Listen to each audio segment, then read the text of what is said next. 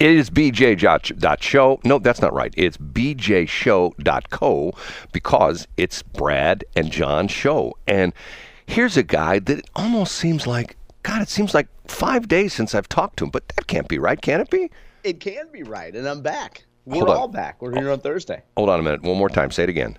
I said I'm back. We're all back. We're here on Thursday. And we're here. We're here on Thursday. Okay, now, I didn't have your button pressed right. You know, you go away for 5 days and everything changes. You got to press my buttons, Brad. You're known as you're a professional button pusher. That's what I do for a living. I mean, ask Shelley Barr. I push buttons. Ask Egbert. Ask anybody. Remember, if you go back in the 50s, remember they said that the society in the 60s was going to be the push button society. Remember that? No, I don't remember. Well, remember, I wasn't around. I wasn't on Earth till 77. Well, but if you go back and look at history and stuff like that, you'll see things like in the 60s, it's going to be because it ushered in the whole space age, and you push a button and this happens, and the Jetsons, and and you push a button, and what's the name of the lady who was the maid, the robot maid? You know who I'm talking about on the Jetsons? Yeah. Gosh. Were you a big Jetsons fan? I know who you're talking about. Yeah. We could Google that during the break. Right. Okay. John. Now I'm going to put John in his place here. Put me in my place. Well, I'm going to put him. I'm going to show his priorities here. Okay. Every single day since 2002, right? 2002. 2001. October of 2001. Every single day, he generates a brand new webpage on johncombest.com. JOHNCOMBEST, johncombest.com. Every single day, never missed a day, right? Absolutely. I know where this is going. Give it to me, Brad. But on this show, you haven't been here in 5 days. Okay? That's true. So that shows your priorities in life, right? Absolutely. It sure does. It sure does. Hey, you know what? We've talked to Egbert about having the capability to actually record some shows ahead of time. Yeah, and he said no. And so Egbert's working on it. Well, he said no. He said no. We're okay, doing. Well, that's a hard no. We're doing live radio. That's what Egbert said. Hey, it's better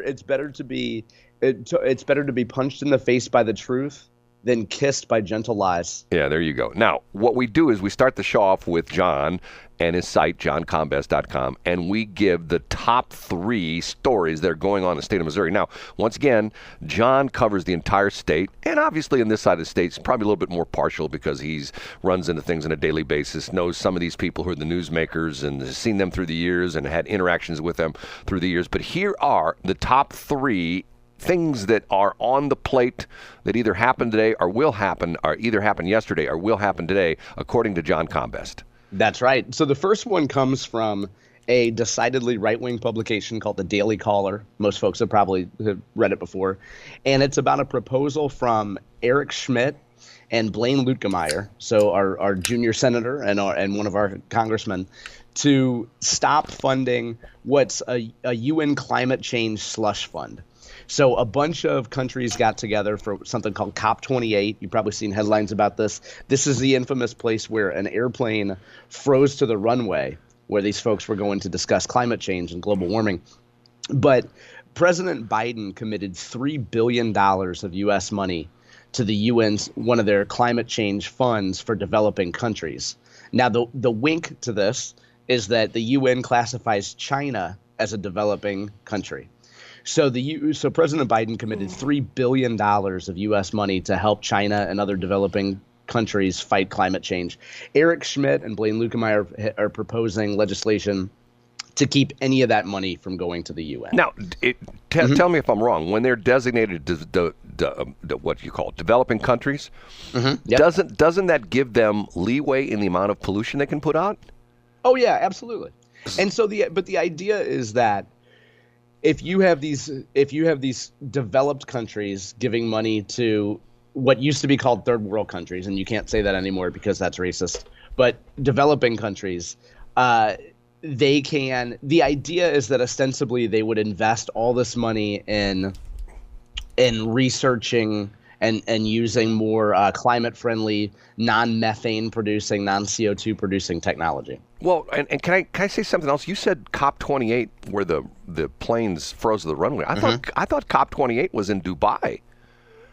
Yeah, well, they didn't freeze there. Remember, there were planes that were leaving colder countries that froze to the. And you talked about this on the air, Brad. Remember? Right. Well, the crazy thing about it was the thing that always drives me nuts about this. Here, you've got on the World Economic Forum and on the COP28, all these environmental things. You've got all these people who fly in their corporate jets, and we're going like, if there's something that what they do is, if you look at like the statistics, and if you look at what like a 737 that maybe has 150 people in it, you're looking at the carbon footprint it has per person. And per person, it's relatively low. But when you put a corporate jet, which sometimes will have a pilot, co-pilot, and maybe 3 people in it, the amount of carbon or the carbon footprint that it emits is like very, very, very high. Astronomical. And also it was in Germany that the private plane froze to the runway.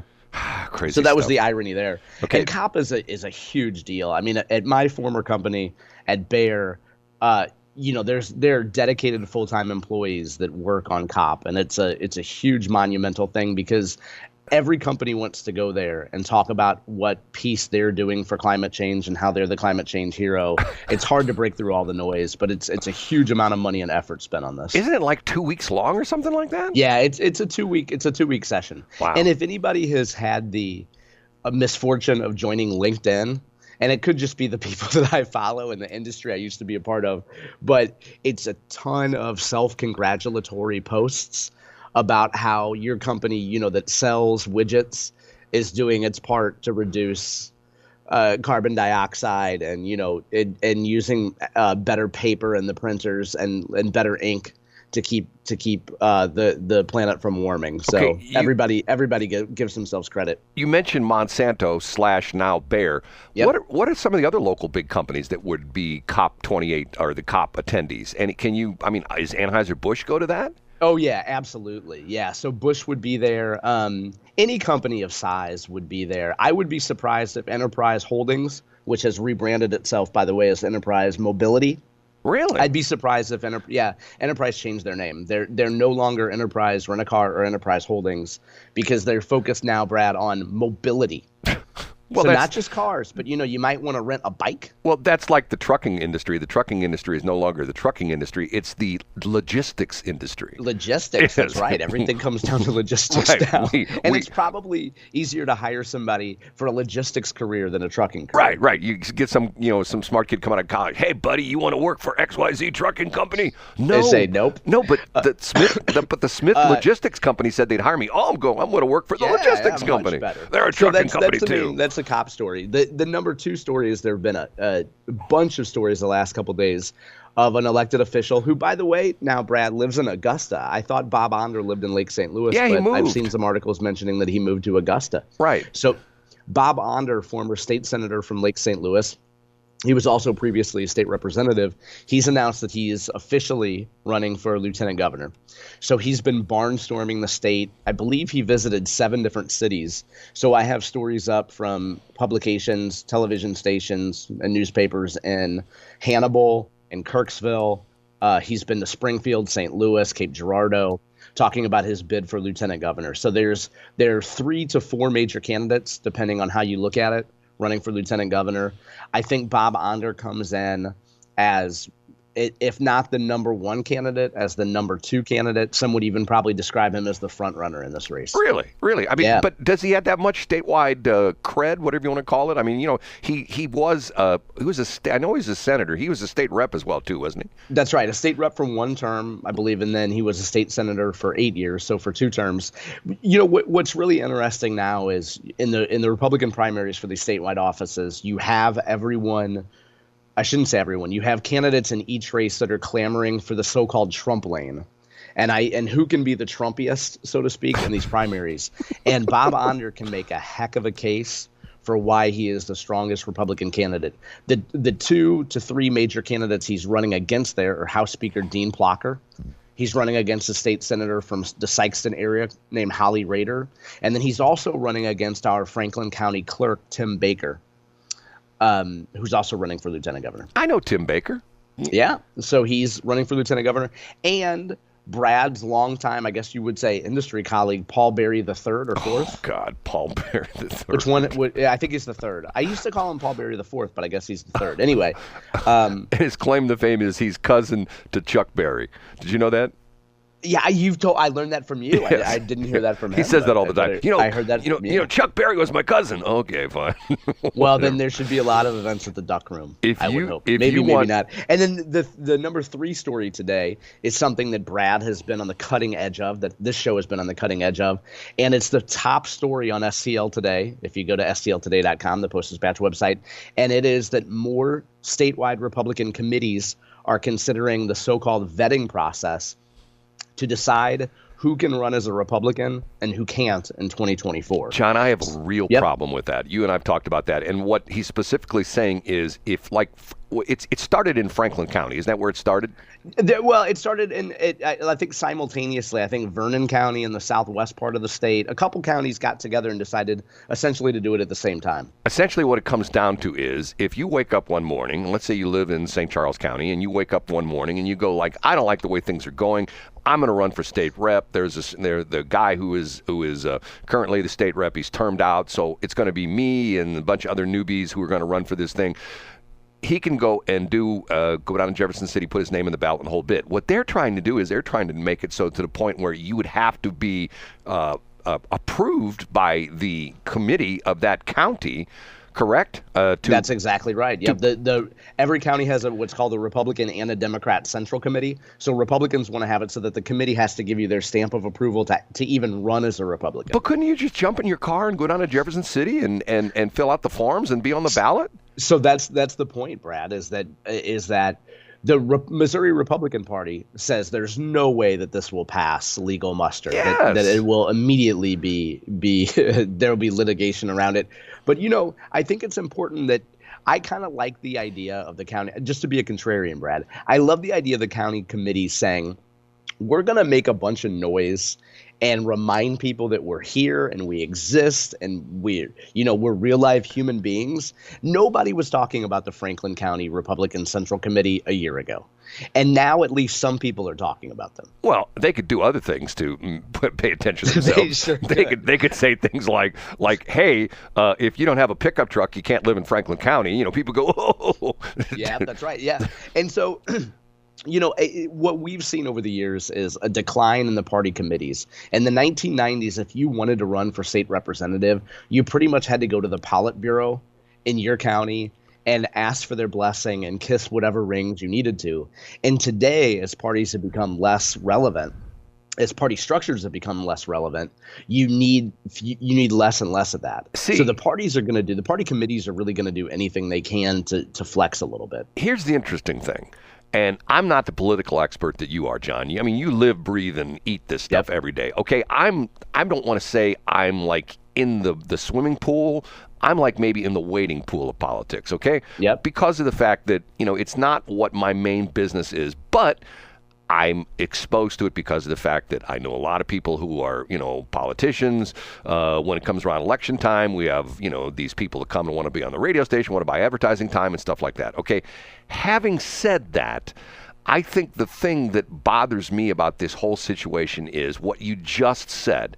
And this is the reason why you have two people, one person who's sort of fallen out of the spotlight and the other person who's like a blaring part of the spotlight is Donald Trump and Eric Greitens. And the reason they took so much grief, and the case of Donald Trump still taking so much grief, is because he didn't ask anybody, and the same thing with Eric Greitens, he didn't ask anybody if he could run, in the case of Greitens, governor, in the case of Trump, president. He just said, I'm going to run for office. And once again, if you track most politicians, they start out usually like in a city. They're on the city council or the school board or something like that, and they run for maybe mayor of the city, and then they move up to a state rep, and then they become like a state senator, and then maybe they run for U.S. Congress, and then or state auditor or something. Right. Yeah. I mean, and look at it for a while. I mean, like there was a period of time in the state of Missouri when the Eric Greitens thing happened. He left office. And remember, everybody switched offices. Every single position in the state, the governor, lieutenant governor, the treasurer, the secretary of state, every single one of them You're exactly right. was not elected to that position because they all moved around. Parsons became the governor, and then Kehoe became the lieutenant governor, correct? Wasn't that? That's right. Okay, and then Eric Schmidt, who was the treasurer, wasn't he the treasurer? He was the treasurer. And he moved over to be Secretary of State and Attorney General. or Attorney General. And I'm going like, what is this? We've got a whole, the top 5, people in the state government were not elected by us. They were, they just all moved around. And once again, for sure. Now, you bring up a great point, Brad, which is that if you were a young Republican, young as in quotes there in the 80s and 90s or even 2000s, and you moved up the ladder and you were told this is the system, you work your booty off as a party committee person and you do all the right things and you follow all the right rules. If you bought into that system, you're outraged right now that somebody can come in from the outside, maybe with a little bit of money, maybe with some so-called dark money, and run because they're not following the system. So if you're the Jeb Bushes of the world and you think you know the way that the world is supposed to work, and then a Donald Trump comes in, of course you're going to be mad about it. Right. So I think you can apply that to the party committee structure too. Well, the whole thing's sort of crazy. Okay, real quick, we have to take a break here in a minute, but explain to me the fascination that everybody in the St. Louis media has with Mark Lamping. Do you know who Mark Lamping is? The Mark from the St. Louis Cardinals? No, the guy used to be, isn't it Mark? He's the former senator. He lives out in John Lamping. John Lamping. I'm sorry, John Lamping. Okay, explain to me the fascination everybody has with John Lamping because he's always on every political talk show. I'll give you the 60-second highlights. Okay. John Lamping is popular with St. Louis media because he speaks the truth and he's plain spoken and he's honest, and I think he's one of the best political minds in the state. Period. Interesting. Yeah, absolutely. And we could talk briefly about him when we come back from break, too. Yeah, let's do that because of the fact that I turn on with this radio show and here's John Lamping. I turn on this show and here's John Lamping. And when I listen to him, he doesn't sound like he's a, an SD, with D meaning disturber, if you know what I'm saying. Exactly. That's one side of the political spectrum. On the other side of the political spectrum, he doesn't sound like he's Joe partisan.